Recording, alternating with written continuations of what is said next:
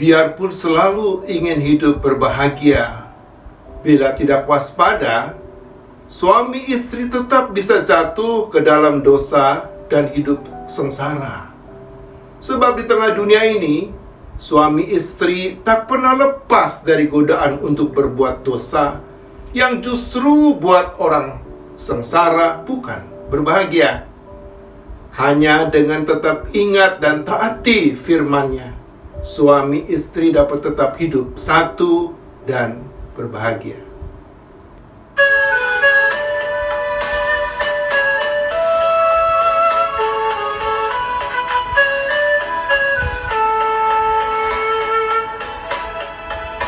Urip ning donya kudune sing waspada. Urip ning donya aja mung gawe dosa. Gawe dosa mareke urip sangsara. Usanane uripe ketulo-tulo. Urip ning donya kudune sing waspada. Urip ning donya aja mung gawe dosa. Gawe dosa mareke urip sangsara. Usanane uripe ketulo-tulo. Ayo konco, do elingo, marang dawuhe Gusti Kang Maha Kuwasa. Ayo konco, do elingo, ojo nganti urip sangsara tanpa guna. Ayo konco, do elingo, marang dawuhe Gusti Kang Maha Kuwasa. Ayo konco, do elingo, ojo nganti urip sangsara tanpa guna.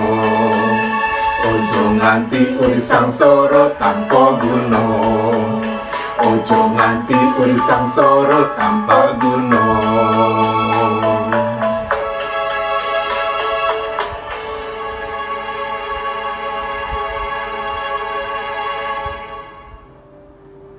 Para pasutri yang dikasihi Tuhan, Dasatita pertama mengatakan, jangan ada Allah lain di hadapanku. Apa artinya? Artinya Allah ingin agar kita manusia hanya menyembah kepada Allah saja. Atau dengan kata lain, Allah tidak suka diduakan. Sebab seperti dikatakan dalam Matius 6 ayat 24, tidak ada seorang pun yang dapat mengabdi kepada dua tuan. Karena jika demikian, ia akan membenci yang seorang dan mengasihi yang lain.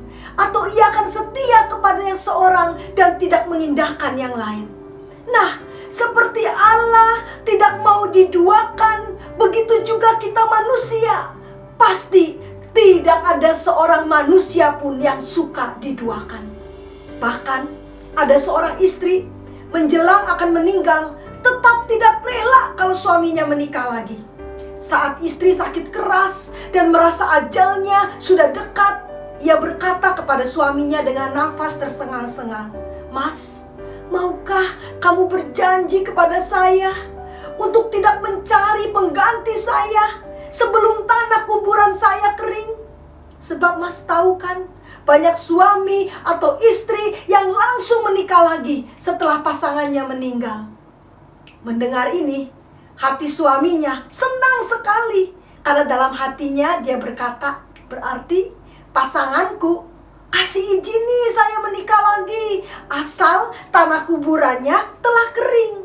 Makanya dengan penuh semangat suaminya menjawab, "Ya, saya berjanji tidak akan menikah lagi sampai tanah kuburanmu kering." Terus istrinya berkata lagi, "Sekarang maukah kamu berjanji untuk menyirami kuburan saya tiap hari?" Mendengar ini, suaminya langsung lemes deh. Sebab ini sih sama saja dengan sang istri tidak mengizinkan dia menikah lagi. Sebab kalau disirami terus tiap hari, kapan tanah kuburannya bakalan kering?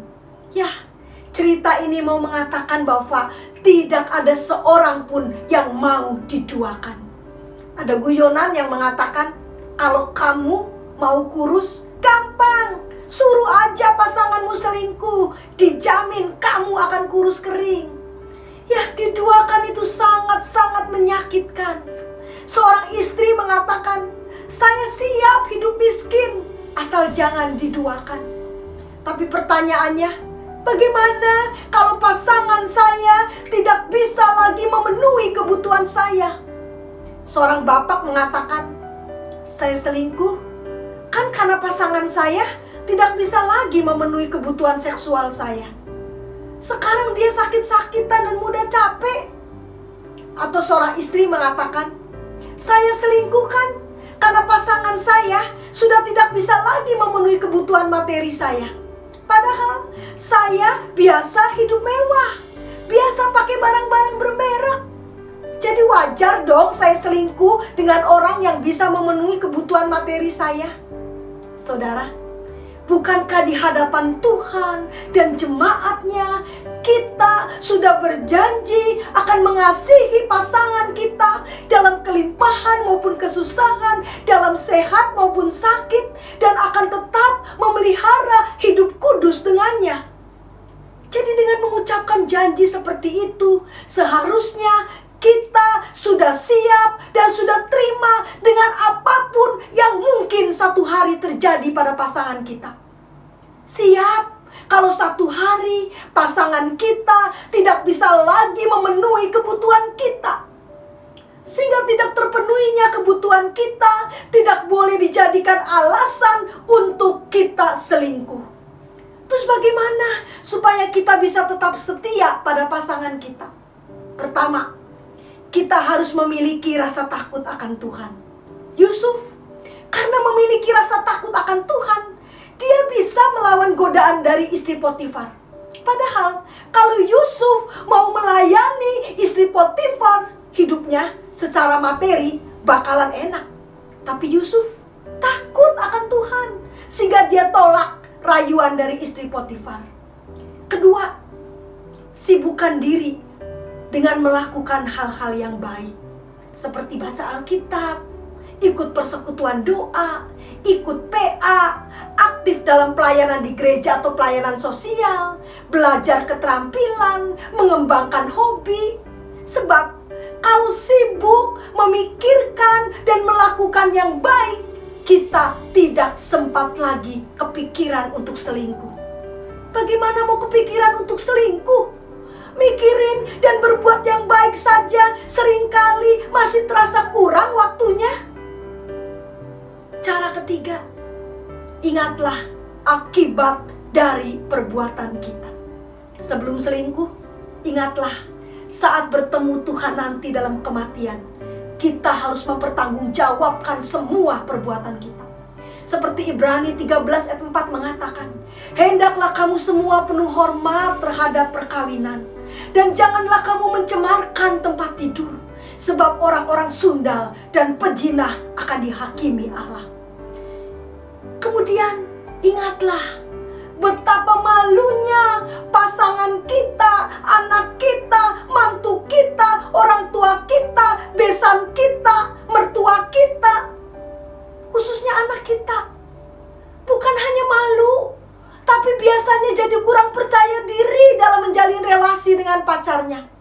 Sebab ada loh orang tua yang melarang anaknya berhubungan dengannya ketika orang tua ini tahu orang tua pacar anaknya pernah tidak setia dalam pernikahan. Mengapa? Karena orang tuanya takut pacar anaknya ini nanti menuruni orang tuanya juga, yaitu tidak setia juga dalam pernikahan. Dan selanjutnya sebelum selingkuh, ingatlah, demi orang ketiga kita bisa gelap mata. Ada seorang suami yang tega membunuh istri dan 2 anak perempuannya yang berusia 4 dan 2 tahun demi bisa menikah dengan seorang gadis yang baru dikenalnya selama 8 bulan. Jadi semoga dengan mengingat akibat yang bisa terjadi dari perbuatan kita, kita mikir-mikir dulu kalau mau selingkuh. Keempat, supaya kita bisa tetap setia adalah jangan mendekati pencobaan.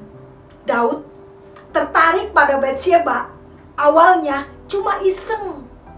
iseng, ingin lihat siapa sih yang lagi mandi. Jadi hati-hati dengan iseng. Iseng WA mantan pacar, WA orang yang dulu naksir kita, atau WA orang yang dulu kita taksir. Pengen tahu aja sekarang dia gimana, sudah punya anak belum, tinggal di mana. Hati-hati, awalnya iseng, tapi bisa saja berlanjut. Bisa CLBK, cinta lama bersemi kembali. Karena itu hati-hati dengan iseng. Selanjutnya hindari juga selalu bersama-sama dengan lawan jenis yang sama. Selalu makan siang bersama, selalu pulang kantor bersama, selalu pelayanan bersama. Kalau hubungan dengan pasangan sedang baik, tidak masalah. Tapi kalau hubungan dengan pasangan sedang tidak baik, hati-hati, bisa jatuh dalam perselingkuhan. Kelima, untuk bisa tetap setia, jangan suka membanding-bandingkan pasangan kita dengan orang lain. Memang kelihatannya rumput tetangga selalu lebih hijau. Tapi ingat, tidak ada seorang manusia pun yang sempurna di dunia ini. Dengan membanding-bandingkan, tanpa sadar, kita sudah mengundang iblis untuk masuk dalam hidup kita. Semoga Tuhan menolong kita untuk bisa menjadi orang yang setia bagi pasangan kita. Para pasutri yang dikasihi Tuhan, menjadi pribadi yang tetap setia dalam pernikahan tidaklah pernah mudah. Tapi bila kita mau tetap ikuti firman dan kehendak-Nya, Tuhan bukan hanya mau berkati dan mampukan kita tetap setia kepada pasangan kita. Ia juga mau penuhi hidup kita dengan kedamaian, kebahagiaan, dan syukur.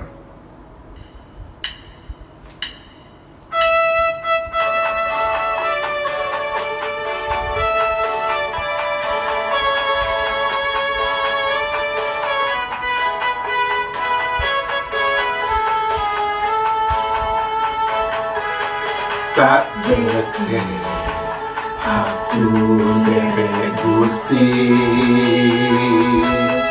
uripku tansah diberkahi, atiku ayem tentrem, atiku ayem tentrem, kabeh iku Gusti Yesus kamaringi. Sajeke aku derek Gusti, uripku tansah diberkahi, atiku ayem tentrem, atiku ayem tentrem, kabeh iku Gusti Yesus kamaringi. Matur nuwun, matur nuwun, matur nuwun Gusti Yesus, kula matur nuwun, matur nuwun, matur nuwun, matur nuwun Gusti Yesus, kula matur nuwun, matur nuwun Gusti Yesus, kula matur nuwun, matur nuwun Gusti Yesus, kula matur nuwun.